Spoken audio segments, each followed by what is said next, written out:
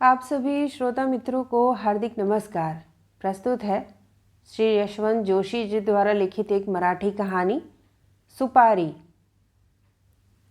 उस समय उसकी उम्र 12 वर्ष की थी और मेरी 18 की।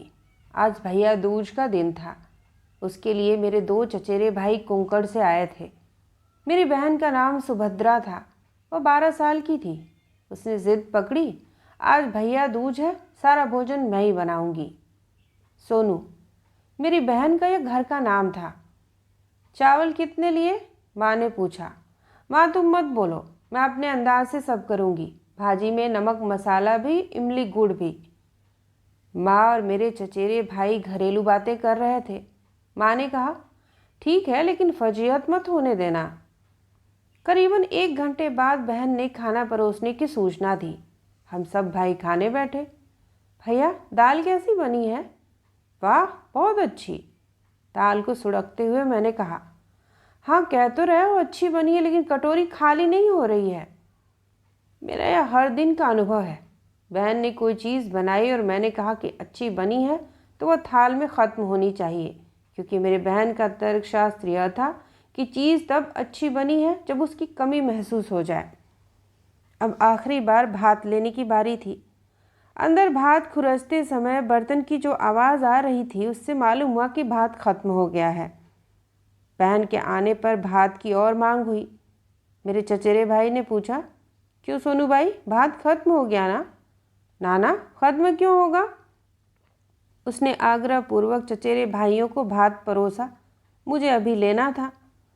सोनू बाई मेरे पास आई और बची खुरचन मेरी थाली में डालती हुई और अपने पसीने से तर चेहरे को हाथ जूठे होने के कारण कलाइयों से साफ करती हुई बोली, भैया तुम उठो, तुम्हारा पेट भर गया है। मैंने कौतूहल से उसकी ओर देखा। उठो ना। अरे हाँ। फिर जो किचन में घुसी तुम्हारे उठने तक बाहर नहीं आई। हंसते हंसते हम लोट पोट हो गए। सगा भाई, उसे अधिकार पूर्वक भूखे पेट उठने को कहने में क्या हर्ज है। मेरा पेट यद्यपि कुछ खाली ही था, फिर भी मुझे उस समय भूखे उठने में अपूर्व आनंद आ रहा था। अब सोनूबाई विवाहित होकर अपनी ससुराल चली गई थी। उसकी ससुराल दूसरे गांव में थी। उसकी एक पुत्र भी हुआ था और उस पुत्र की उम्र अब 5 साल की हो गई थी। आज भी भैया दूज का दिन था, लेकिन मैं था पुणे में और वह थी दूसरे गांव में। पुणे में भी मेरी एक और बहन थी, अतः मैं सोनू के यहाँ नहीं गया। उसके बाद उसकी बताई बातों से और उसमें अपनी कल्पना का कुछ मिलाकर मैं यह हकीकत लिख रहा हूँ। रात के करीब 10:30 बजे थे। सोनूबाई की ससुराल में भैया दूज की आरती का कार्यक्रम संपन्न हो चुका था, लेकिन सोनूबाई आज किसकी आरती करेगी? किसी ने कहा, अजी तुम्हारा भैया यहाँ नहीं है तो शकुन के लिए भगवान और चांद की आरती तुम क्यों नहीं करती? ठीक है। और उस दिन शाम से ही सोनूबाई के अंतःकरण में मंथन चल रहा था। समुद्र के ज्वार भाटी की तरह विचार उसके मन में उद्वेलित हो रहे थे। उसकी सांस ऐसे चल रही थी जैसे समुद्र के जल से ठंडी हवा बह रही हो। वह सामने देखती थी, दूर तक, जहाँ तक उसकी नज़र पहुँच रही थी। उसे लगता था कि ये पेड़, ये मकान, ये पहाड़ उद्योतों की तरह बीच में खड़े हैं, नहीं तो मेरा लाडला भैया मुझे यहाँ से दिख जाता। उसने बत्तियां जलाई और सहज ही दरवाजे को हाथ लगाकर खड़ी रही। मुंह से शब्द नहीं निकल रहा था। मुझे लगा कि सांस भी 1-2 मिनट बंद थी। पता नहीं वह निश्चिंत समय कैसा था, भगवान ही जाने। उसी समय पुणे में मुझे भी कुछ अनबना सा लग रहा था, खोया खोया सा। उस समय मैं अपनी पुणे में रहने वाली बहन से आरती उतरवाने के लिए पीढ़े पर बैठा था। आरती के लिए मैंने पुकारा, सोनूबाई, सोनूबाई गांव में है भैया। निरंजन सहित तबक हाथ में लिए हुए माई बोली। अनुमान है कि शायद उसी समय सोना दरवाजे में स्तब्ध खड़ी रही होगी। उसने अपनी देह को उस स्थान पर खड़ा रखा होगा, पर मन से वह पूना में होगी और शायद इसीलिए मैं माई को सोना के नाम से पुकारा। हो सकता है उसके मन में भी संतोष हुआ हो और इसीलिए उसका मन पुनः वापस चला गया। यह तो बीच की बात बताई। फिर उसने भगवान की आरती उतारी, फिर बाहर चंद्रमा की आरती उतारी। चंद्रमा की आरती उतारने वाली दुनिया में उनकी कितनी बहनें होंगी। वो हर एक को क्या उपहार देता होगा। जो वस्तु बहनों को उपहार के रूप में आवश्यक होती है वो तो देकर भी खत्म नहीं होती। चंद्रमा संतोष और उत्साह का उपहार देता है। निरांजन रखने के लिए वह पूजा स्थान के पास गई। उसका लाडला बेटा मधु उसकी पीठ से चिपका और उसके कंधे पर अपना नन्हा हाथ रखते हुए बोला, माँ, मैं मामा के घर का उपहार देता हूँ तुम्हें। यह कहकर उसने एक सुपारी तबक में डाल दी। तबक से सुपारी लेकर अपनी अंटी में खोसते हुए उसने मधु को उठाया और प्रेम से उसका सदैव अपर्याप्त सा लगने वाला चुंबन लिया। यह कथा लिखते समय मैं बहुत ही अव्यवस्थित हूँ। यह कथा कहानी लिखने के लिए नहीं, पर अपने मन के संतोष के लिए लिख रहा हूँ। इसलिए जैसे तैसे याद आती जा रही है लिखता जा रहा हूँ। हो सकता है घटनाएं आगे पीछे हों। मैं लाचार हूँ। अपनी ओर से ठीक ही लिखने का प्रयत्न करूँगा, लेकिन नहीं, गलती हो गई। बीच की एक बात बतानी रह गई। मेरी पूना वाली बहन स्वभाव से बहुत तेज थी। किसी प्रश्न का उत्तर देना हो तो बिजली की तरह कड़कती थी, लेकिन वह उतनी ही स्नेहिल भी थी। एक बार दिवाली के दिन मेरे ही किसी अपराध पर माँ ने मुझे डांटा। मैंने माँ को उल्टा जवाब दिया। उस समय हमारी यह बहन उपस्थित थी। मैंने उससे कुछ काम करने को कहा, वो बिजली की तरह कड़की। अब तुम्हें माँ की परवाह नहीं है तो मुझे काम के लिए क्यों कह रहे हो? नहीं करूँगी तुम्हारा काम। तुम माँ से उद्यत की तरह बात करोगे और मेरे साथ भी मत बोला करो। हमें तुम्हारी ज़रूरत नहीं है। उसकी आंखें आंसू से भर आईं। मैंने निष्ठुरता से कहा, ठीक है, मत बोलो मुझसे। मैंने भी उससे बात करना बंद कर दिया। दिवाली नज़दीक आई। नरक चतुर्दशी का दिन था। मेरी बहन घर आई। हम अभी एक दूसरे से बात नहीं कर रहे थे। दोपहर को माँ पुत्री बतिया रही थीं। पास वाले कमरे से मैं उनकी बातें सुन रहा था। व्याकुल चेहरे से बहन माँ से पूछ रही थी, माँ, भैया मुझे आरती उतारने देंगे भैया दूज के दिन? मतलब? माँ ने पूछा। अब तक मुझसे उसने बोलना शुरू नहीं किया, इसीलिए पूछती हूँ। कुछ समय के बाद वह पुनः बोली, उससे कहना मुझसे आरती उतरवा ले। हाँ, मैं उपहार नहीं छूऊंगी। आंखें पोंछती हुई बहन बोली। मैं झट से वहाँ गया और बोला, माई। क्या? पालथी मार कर बैठी हुई बहन ने बात बदलते हुए और अलसाए स्वर में पूछा। हम एक दूसरे की ओर देखकर हंसे। माँ ने भी हमारी हंसी में साझा किया। खत्म। आगे क्या लिखूं? घटना ही समाप्त हो गई तो आगे लिखने के लिए बचा ही क्या रहा। मैं मन ही मन केशव सुद की मराठी कविता की प्रसिद्ध पंक्तियां गुनगुनाने लगा। आरती उतारने और उतरवा लेने में क्या रहस्य छिपा है? यह क्या उपहार पाने और भोजन पाने के लिए होता है? ना, जो देना होता है। अब तो मैं भीतर से भर गया हूँ, क्योंकि जिस घटना के लिए कथा लिखने बैठा था उस घटना की याद से कुछ सूझ ही नहीं रहा है। शिशिर, ग्रीष्म, वर्षा, मेरी गृहस्थी की ग्रीष्म ऋतु हाल ही में प्रारंभ हुई थी। अपनी बहन का मैं अकेला भाई। अब घर में हम दो, माँ और मैं ही रह गए थे। मेरी पत्नी का हाल ही में देहांत हो चुका था। आर्थिक स्थिति भी बहुत बिगड़ गई थी। धंधे में मार खा गया था। चतुराई से व्यवहार करना मुझे नहीं आता था।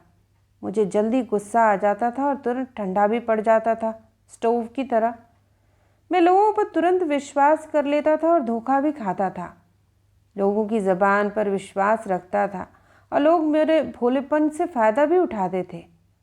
कारण मैंने सर पर कर्ज का पहाड़ उठा लिया था। इसी में पत्नी की मृत्यु हुई।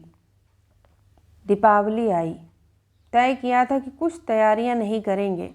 हंसकर चारों ओर देखना ही दीपावली मनाना है। व्यवहार के पटाखे फोड़ने में मेरे ही हाथ जल गए थे। अपने को पराजित खिलाड़ी मानकर दूर रहना ही उचित समझा। यह कल्पना मन में आते ही मैं हंस पड़ा। दीपावली का त्यौहार ज्यों का त्यों हो ही गया। आज आखिर त्यौहार भैया दूज का था। सुबह पुणे वाली बहन आई और बोली, भैया चलो स्नान करने। ना कैसे कर सकता था। बहन के चेहरे पर प्रसन्नता की फुलझड़ियाँ झर रही थीं, सो उन्हें अपने उदास चेहरे से कैसे बुझा पाता।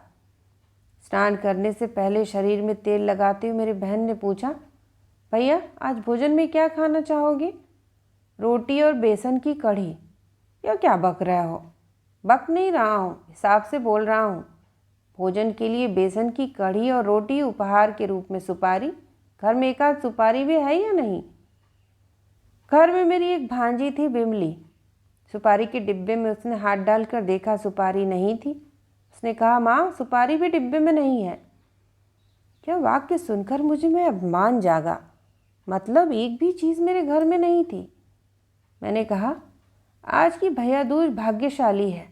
बिना सामग्री के मेरा घर मैदान की तरह खुला है। आज मेरी बहन अपने ही खर्चे से घर में खाना बनाएगी।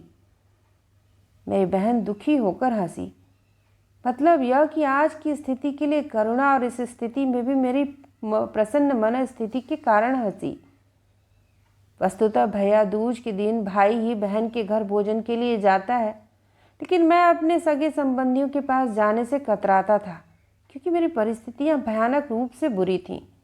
बहन जानती थी, इसलिए अपने घर भोजन के लिए आमंत्रित करने के स्थान पर वह खुद मेरे घर चली आई थी। इधर मेरी मानसिक स्थिति कुछ इस प्रकार की हो गई थी कि मैं कल्पना में अधिक रम जाता था। कोई विशिष्ट परिस्थिति पैदा होने लगती थी तो उस पर मैं एक सुंदर कल्पना कर लेता था। दुनिया का बिल्कुल विचार ही नहीं करता था। मैंने कल्पना की कि अब तक के भैया दूज के त्योहारों में यही दिन सर्वाधिक मज़ेदार है। गमले में गुलाब लगाते समय नीचे एक छेद बनाया जाता था कि आवश्यक पानी रहे, बाकी बह जाए। मनोभाव के गमले में ऐसा छिद्र आवश्यक है जिसकी सुख दुख की जांच जरूरी हो उतनी ही रखी जाए, बाकी छोड़ दी जाए। यदि मन का पौधा प्रफुल्लित रहेगा तभी उस पर सुंदर विचार और आचरण के फूल खिलेंगे। मैं स्नान करने बैठा। बहन बड़े प्रेम से नहला रही थी। हाँ, घर में पानी विपुल मात्रा में था। बहन ने पीठ मलना शुरू किया। उसके स्पर्श के सामने वाइट रोज, खस, चंदन इत्यादि साबुन फालतू थे। भोजन में नैवेद्य की तरह थोड़ा हलवा मिला, जिसे खाकर मैंने डकार ली। शाम को आरती उतारने के लिए आने की सूचना देकर बहन चली गई। शाम को बहन आई। उसने खाना बनाया और आरती के लिए मुझे बुलाया। आरती उतारने के लिए बुलाए जाने पर मेरे अंतःकरण से आंसुओं के फव्वारे आँखों से बाहर निकल पड़े। उन्हीं का उपहार लेकर मैं पीढ़े पर बैठ गया। व्याकुल स्वर में माँ से बोला, माँ ज़रा देखो तो, एक आध सुपारी हो तो। माँ उठी, डिब्बे देखे।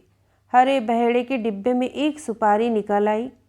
माँ ने वहीं से सुपारी फेंकी और मैंने सफाई से उसे पकड़ लिया। बहन ने आरती उतारी। मैंने सुपारी उपहार के रूप में थाली में डाल दी। हम दोनों भाई बहन भीतर से भर गए थे, भीग गए थे, लेकिन उन आंसुओं को छिपाकर उनसे हमने आनंद का सृजन किया। कुछ दिन और बीते। इधर मैं दुनिया के व्यवहार में कुछ निपुण हो गया था, अतः संपत्ति का कचरा मेरे घर में जमा होने लगा। कुल 9-10 महीने हो गए थे। लगा कि इधर मैं भरपेट खा रहा हूँ तो क्यों न अपनी बहनों को भी मायके बुला लूँ। मैंने दूसरे गांव की बहन को भी पत्र लिखा। पत्र के जवाब में वो बच्ची लेकर खुद ही पहुँच गई। पूना वाली बहन भी जचकी के लिए आई थी। उसको लड़का हो गया था। उसका आज नामकरण संस्कार था। सारा भोजन बन गया था, सिर्फ केशर लाना ही रह गया था।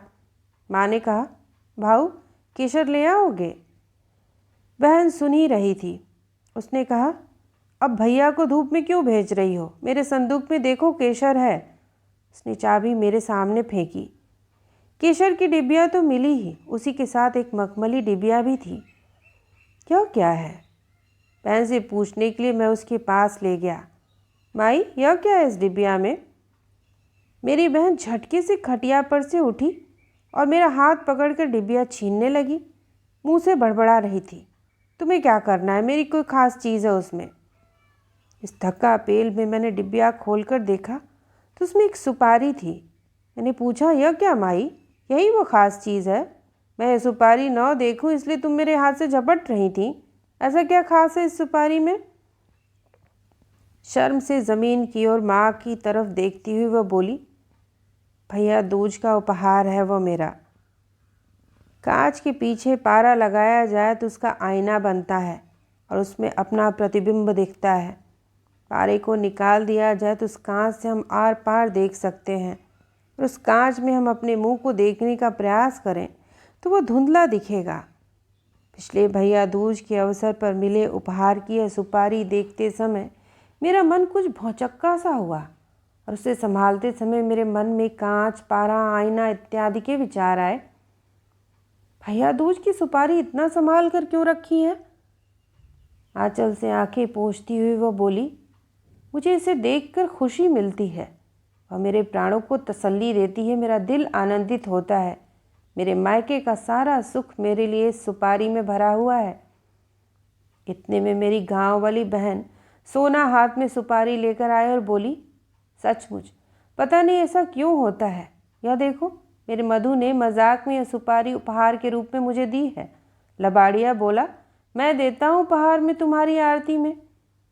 क्या कहकर तबक में सुपारी डाल दी। मुझे आश्चर्य हुआ। मैंने भी वह सुपारी वैसे ही संभाल कर रखी है।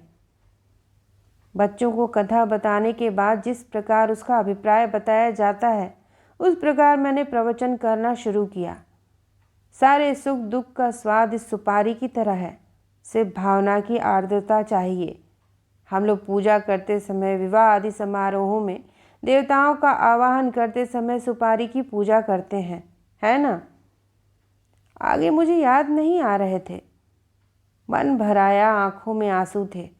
मैंने बोलने का प्रयत्न किया, लेकिन क्या के बाद जीभ जरा भी नहीं हिली। आखिर थूक निगलते हुए मैंने कहा, बहनों, सुपारी में तुम सुख देख सकती हो। तुम्हारे प्रेम का वर्णन कैसे किया जाए। मैं धन्य हूँ कि तुम्हारा भाई हूँ। प्रेमिल चिड़ियाओं, ऐसे ही आनंद से फुदकती रहो। सुख का सार सुपारी में देखने की महानता और उदारता है। मैंने अपना भाषण समाप्त किया क्योंकि दोनों बहनें उस प्रेम भरी घटना के बाद भाग गई थीं। मैं भी बकवास कर रहा था। आखिर मैं रुक गया और बुद्ध की भांति निश्चल उन दो प्रेम देवियों की ओर आनंद और हुलास से देखता रहा। ऐसी ही मंत्रमुग्ध स्थिति में बहुत समय बीत गया। कोई हिल नहीं रहा था। खटिया पर सोई बच्ची रोने लगी, तब माई भागी। उसने अपने बच्चे को उठाकर स्तनपान कराना शुरू किया और मेरी ओर देखती रही। स्नेह की यह आर्द्रता मुझे घेरे हुए थी। भला कैसे कहूँ कि मैं सुखी नहीं हूँ। तो यह थी कहानी सुपारी। सुनने के लिए आप सभी का धन्यवाद।